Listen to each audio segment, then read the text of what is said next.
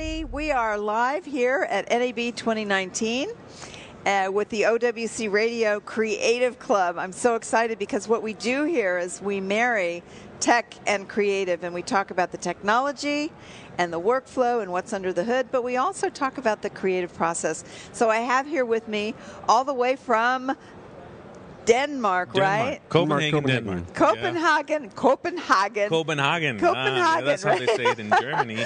Mads Larsen Nielsen. Oh, yes. And Ryan Velin. Yes. Welcome. Thank you so much, because you're here at NAB. I know you're running around and you have a lot to do, so I'm glad we could grab you and get you to the booth today. We're glad to be here. So much to talk about. You guys have a company called Metronome.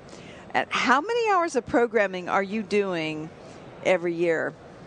Can you put a number on it?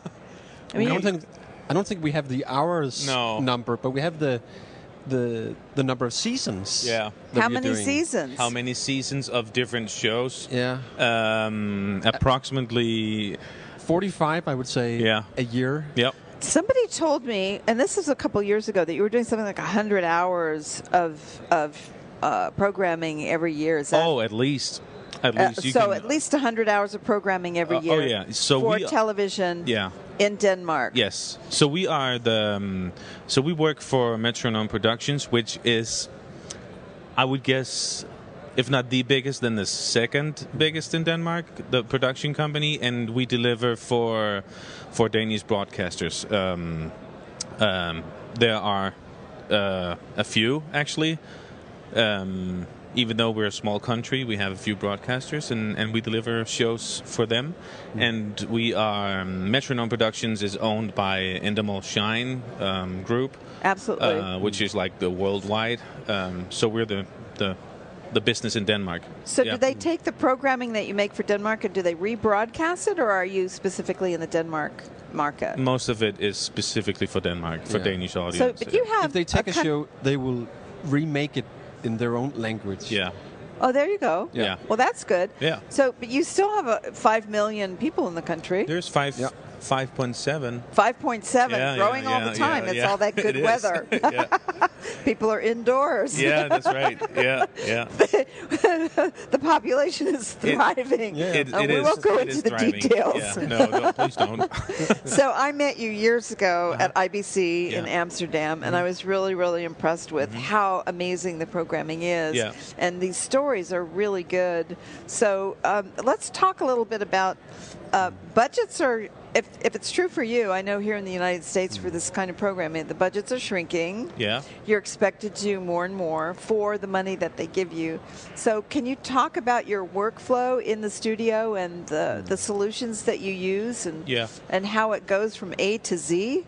Starting out actually with the shooting. Yeah, well, first of all, if you think that your budgets are low in the States, you should see the budgets in Denmark. Oh, really? I mean, that's, so while it typically will take us between 10 and 12 days to edit a 45-minute show, just one editor, maybe two, I think it's different here, that at least from what I heard, that it takes like weeks, or you can have weeks, to do a show. Well, it depends on the network, but I would say, a month per hour. Oh, yeah. Well, at least. Wow.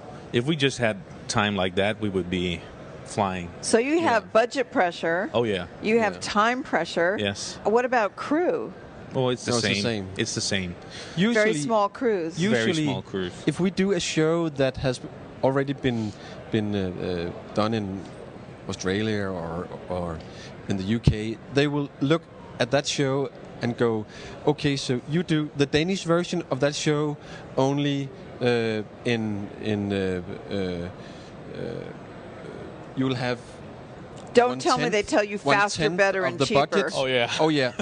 Faster, better, cheaper. Yes. Especially cheaper. That's the key. And you're expected to be incribly creative for that. Sure. Yeah. But you guys are. It has so to we look. are. You are. We are incredibly creative. You are. So we have you have Survivor. We don't do that show, but it's on Danish TV as well. And I know people, they do that show, and they don't have. I mean, they have maybe, I don't know, 3 or 4 editors. Where in here in the States, they will have like 15 editors, you know, or more working, you know, weeks on an episode, and we have to finish the same episode, not just for Survivor, but for other shows as well, within, you know, the 10 or 12 days. So it needs approval within 12 days, and then it needs to go to the broadcaster, and then it gets broadcast. And wow, yeah. So you have to be really good at what you do and get few notes. Yeah. As few as possible notes from the network, yes. or you're not going to make your deadline. I've been through that. That's really scary. It is scary, yeah. Yeah. Yeah, but we also know that the closer we are to deadlines, you know, all the notes have a tendency to become less relevant, even to the broadcaster. Oh, like, I'm not going to repeat that. That's when you say, "Of course we can," and then you go back and you say, "Well, we tried." Yeah, exactly. Yeah. Okay, that's the secret, though. Do you still want us to do that? Yeah, it's going to take one more meet. No. Okay. Forget it then. Yeah, absolutely. So, are you involved in production, or does the stuff come to you simply in post? You do everything from soup to nuts, or? In the recent years, we've been involved in the pre-production, in the way that we talk to the production managers, right, and talk about how they record things, what their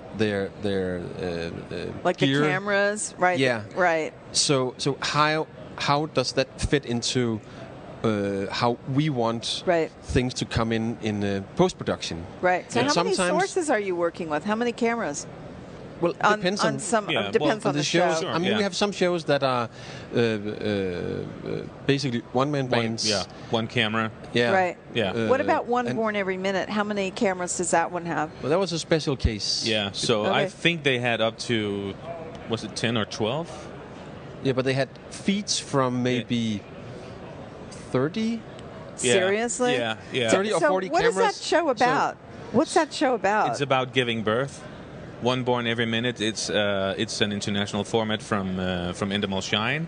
And so basically you equip these delivery rooms in the hospital with cameras all over the place, and you do not interfere. You know, the crew doesn't interfere with what's going on, but you have like a permission to film whatever goes on during the delivery of a baby. And so you equip all the rooms with cameras, and you have people sitting in a control room somewhere in the hospital trying to work out what or to capture what goes on. Wow. And all of that footage then goes into the NLE, and then we edit it. Two things. You used to be a nurse. Yeah, so I'm actually so that's a perfect show for you. Yeah, I didn't do it though, but I went to the hospital to see how they rigged it up. So which is very important. That was what Mats was talking about. That we have a lot more meetings now before things go into production, because we want to make sure that everyone is on the same page when it comes to, you know, formats and frame rates or frame sizes, because now everyone wants to shoot, you know, 4K and 100 frames a second. But we have to always remind them that we are doing, this is TV. This is not like what's your delivery specs on a show like One Born Every Minute? That's just regular HD 25 frames a second. That's what you use in Europe, and it's XD cam. Everything is XD cam for codec, so it's very basic, I would guess. And we have to make sure that everyone is on the same page, because if they're not, they will screw up post-production, and we don't want people to screw up post-production, because that's where we are. And that's what you get blamed for. Yeah, that's so. And we want to make sure that we know what we get before we get it. Exactly. So if they have to shoot in another format, we want to know so that can be incorporated. Scheduled, into the. Absolutely. Post-production schedule, so there will be time and assets for transcoding and That's better now. Yeah, I can hear you better. It's hard because you're doing a handheld mic. Yeah. And sometimes when we get excited when we talk, we just use our hands. Like I'm half Italian, so my hands are always out here. Forget about it. I couldn't talk with one of those mics. That's why I have this thing on. So, yeah. So we want to make sure that we know what's coming in, so we can prepare for that in post-production in good time. So how much footage are you working with? How many terabytes of footage are you working with for a show for 1 hour show? Do you know about how much you have? Well, we can talk about how much storage we have. And talk about your servers too, because you're doing something really interesting with that. So we primarily use Final Cut Pro 10. So that's the first shocker to everyone. I mean, can you do that? Of course. And of course you can. We've been doing that ever since the first release. Yeah. Now, did you start with 7 and migrate to 10, or did you start with 10? No, we used to be editors, Mads and I, and we have been editing in the old Final Cut and tried, moving to the new Final Cut when it came out, like did what everyone else did, like opened it up and said, oh, nope. Shut it down again, but open it again, and I thought, well, maybe there is something to this. Let's see what it is.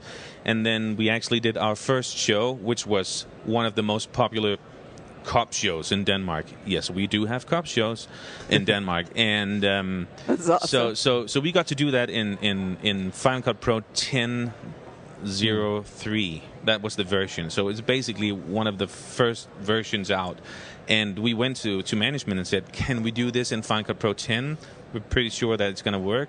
And they were like, yeah, well, we don't care what you do and what you cut it in, as long as you deliver. And they probably wouldn't know the difference anyway. They wouldn't know the difference at all. I mean, they had no interest in what NLE we used to cut in.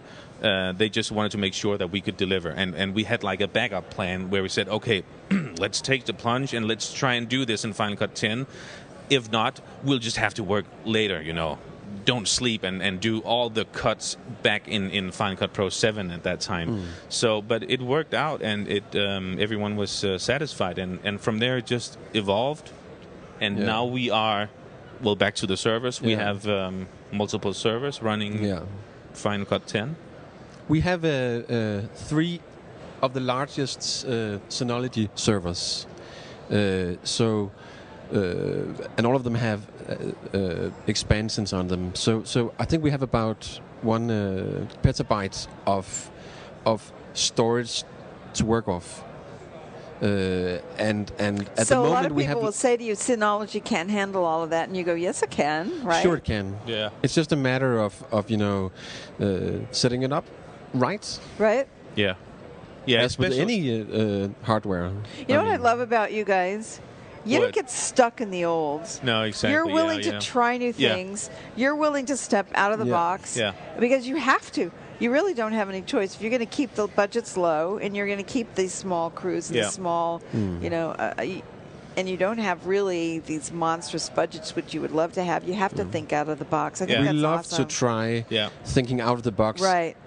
What will happen if we try it this new way? And So we have a closed test environment at Metronome where Ryan and I work from. So we try out all kinds of things there. Yeah. Not just hardware-wise, but also all sorts of plugins and effects and newer versions of whatever we are running on the productions.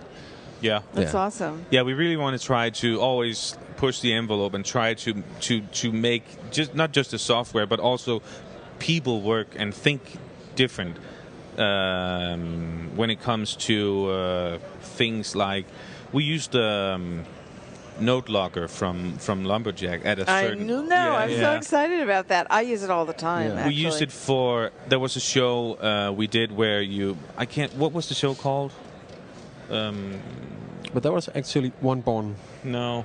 Yeah, that was. Yeah, but that's not. So we tested it out on a show where, like, you release 5 people into society and they're supposed to disappear, and you have cops, trying to find. Oh yeah. them. So it wasn't like it wasn't a drama. It was just like a reality thing, and we needed to make sure that whatever they said was logged on that in that specific time, and so the people in the show had wireless microphones which were connected to a telephone, and we would have people sitting at home at Metronome, so they could go all over Denmark actually, and we wanted to make sure that we could log all the whatever they said.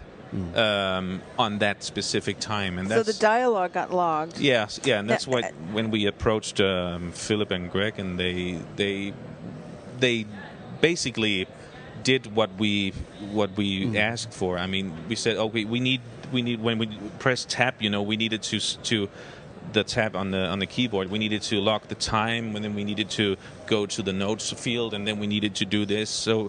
So we were. Because everyone else had, other ways of doing this. They wanted to do it but there differently, wasn't as efficient. So you were actually the first ever to use on a major production note logger. Yeah. Can you explain to people who don't know what it is? Yeah. Well, it's basically a more condensed version of the lumberjack system, with a strong focus on when you hit, I think it's tab. Yeah. When you hit tab, it will lock the time code, and then you can just begin logging in the notes field of what will end up in Final Cut as a note field. Yeah. So you're using it for active production, right? Is this live for you? Because I use it with legacy footage. Yeah, we're using it for live for live. Oh, that's pretty awesome. Yeah. I want to see a video of you guys doing that. It's pretty awesome. easy, and we just it's fast, right? It is, and you get all the things that are locked, and as Matt say, they just go into Final Cut via the XML, and they get placed in the notes field, so you can see, okay, what did this person say, and then you can do the search afterwards, and so it's a neat tool. I think we had a great collaboration with Philip and Greg on that, because we were trying out what our needs were on that particular production, and at some point we thought maybe we needed markers for maybe that would work, and we tried that out, and then we needed range-based keywords, and then we actually found out maybe favorites no, and then we went back to keywords as well, but we had like a couple of days where we would shoot off suggestions to Philip and Greg, and they were like in an airport at that time. Yeah.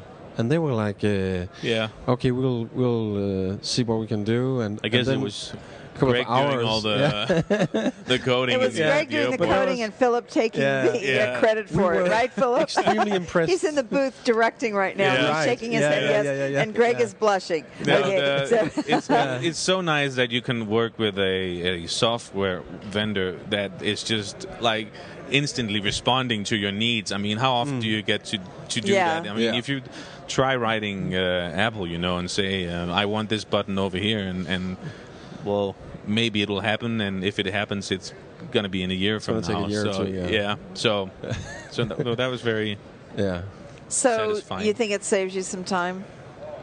Well, it definitely saved some time, because and it saved, it's just more efficient, because the logging that you will end up doing anyway is done while the thing goes on, which means that you don't have to hire in people. Of course, you have to hire in someone who will sit at a computer, but that was just like an old MacBook.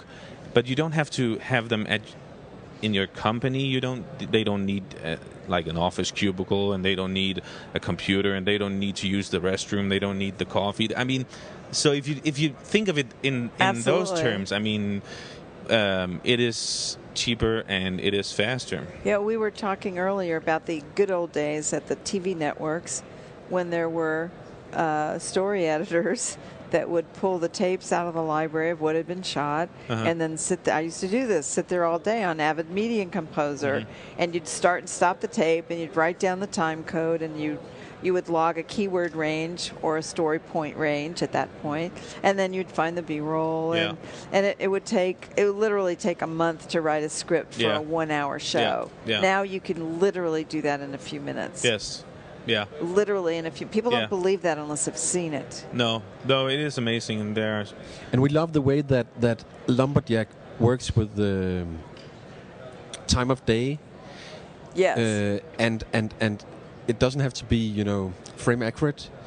So the cameras and the locking tool doesn't need to be synced up more than what's the time? Okay, approximately this, and then and then you go logging, and because it used to be an issue that if you can't sync up the cameras with the locking tool, then you'd be lost. In the old days, you would have been lost. And sometimes we have a hard time getting people to understand, that things like this, it doesn't have to be frame accurate. It just needs to be in the ballpark of, It's easier to find. Frankly, it's all you're doing is making it easy to find for the editor so that they can bring it in and tweak it. Yeah, exactly. That's because going through hours of footage to try to find something and scrolling through and scrubbing and all that, you don't have to do that anymore because you hit that point and you come right almost exactly to where you need to be, and then they can find it. That's very, very, very wonderful. So I interrupted you because I did ask you about your workflow, and we were talking about the cameras that you shoot with, and then do you have somebody on the set working on some of this stuff at all, or does it come to you after it's shot? Well, it depends, but obviously with the node logger, you will have to be on the set in order to make that happen. If not, then it's just we just do it as I guess you normally would do. You send someone out, record this, bring in the footage, organize it within. So we only talk Final Cut 10 now, but it's basically the same using the Media Composer. You organize whatever you have of material, and you pass this on, and then depending on what kind of production you're doing, you will pass it on to a pre-editor or a journalist or a post-producer, or I mean, depending on what you're doing, and this then gets sent to the editor, who does all the editing. And we have some amazing editors in Denmark. Let me tell you, because they can work. They work fast, and otherwise we couldn't meet these deadlines. And we'll have to send some of our shows so you can see some. I want to see some of these. Sometimes we actually sit around thinking, I wonder how come they spent, a month doing this in the States or in Britain, and we can do it in 10 days or in 12 days, and it's the same. So there, something must be wrong. I'm sitting here wondering, honestly, with everything that you have in these 100 hours or however many, more than 100 hours of shows, how you look so relaxed. Because you're at NAB, it's crazy here anyway, and you just look like, okay, everything's under control. That's because how we're in the from heck Denmark. do you do just that? Very, very, very relaxed. It's just TV. We've been preparing. It's just TV.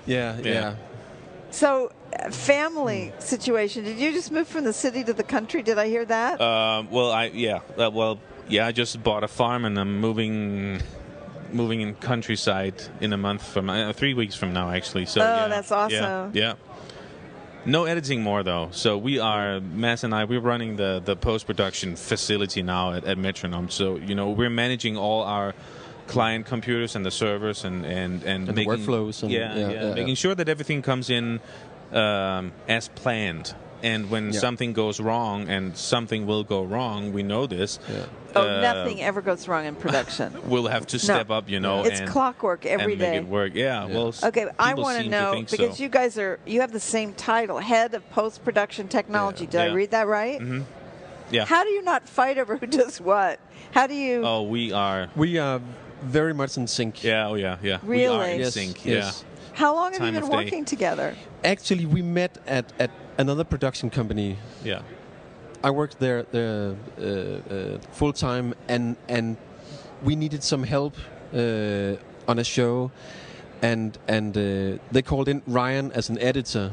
So he was yeah.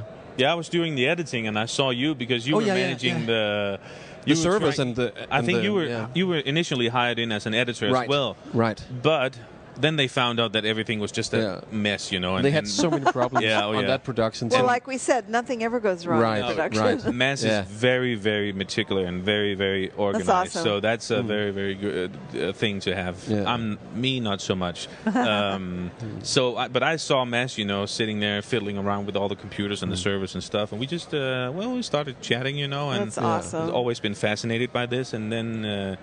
I said to Mass, we're going to work together, and I went back to the company that I was at, and well, lo and behold, here we are. How many years later? 6? It's been 6 years. Yeah. Yes. Yeah. Wow. Yeah. Well, we're gonna. So we worked as editors at Metronome for like 4 years. Yeah. Oh, yeah. So we actually began editing shows together at Metronome in Final Cut 10, and then we and then other shows we persuaded them or encouraged them to work in Final Cut 10 as well. Yeah. So it just gradually evolved that we were editing on our own shows now, and then there were a couple of other shows in Final Cut 10, and as the years progressed, we had a hard time editing as well as you know, helping the others out and because you got to understand that while we were editing, we were still managing, you know, all the other computers and all the other servers as well. So. I don't know how you do that, because when I'm involved in any kind of editing, it's like I have the tunnel vision on, and whenever you interrupt me, I have to kind of think about where was I, and exactly. And I don't know how we you could do be it. editing, and then someone would come over and I need a little help, and then we were like, okay, help those guys, and then get back. And you come back and you stare at the timeline and you go, where was I? Yeah. And that only worked up until a certain point. Yeah. And then we began managing the shows and the hardware server infrastructure side of it more and more. That's awesome. So what's next for Metronome? What is next? And you're going to tell me next? I can barely handle what I have because now. we just moved a year ago to a newer facility, to new facility house, and it is brand new. Yeah. We just installed all the servers, and we just installed all the clients. We keep buying new computers and new servers and expanding the infrastructure all the time. And the dust hasn't settled yet, and so we don't like to think of what's next. We got enough Not to handle yet, for right but now. of course we always think what's next. Are we going to see you at IBC? Yes, most definitely. Cool. We are. Very cool. Yeah, we are. Yeah. Ronnie told me yesterday they've got some kind of big announcement coming next week. Oh, really? Yeah, he said they're going to start we're excited promoting to hear something wonderful next week, so we'll have to wait for that. Sure, I'm we'll excited. have to wait and see what goes on. I know that we'll all be there with you. So I can't thank you enough for taking time to come by. And our pleasure. we'll be watching what you do. And send us clips, will you? We will. We will. Really we'll send some of the... There's lots of it on YouTube, so we'll send you a link. You can see what we do. That would be awesome. It's in Danish, though. It sounds funny, but... That's okay. Well, maybe I'll have to learn how to speak Sounds Danish. funny, but it looks good. Well, this is Cirina Catania with OWC Radio at the Creative Club here at NAB 2019. And I'm with these amazing gentlemen from Metronome, Mads Larsen Nielsen and Ryan Velin. And I appreciate very much you stopping by. And we'll see you again hopefully next year. Thank you. Thanks, everybody. Thank you.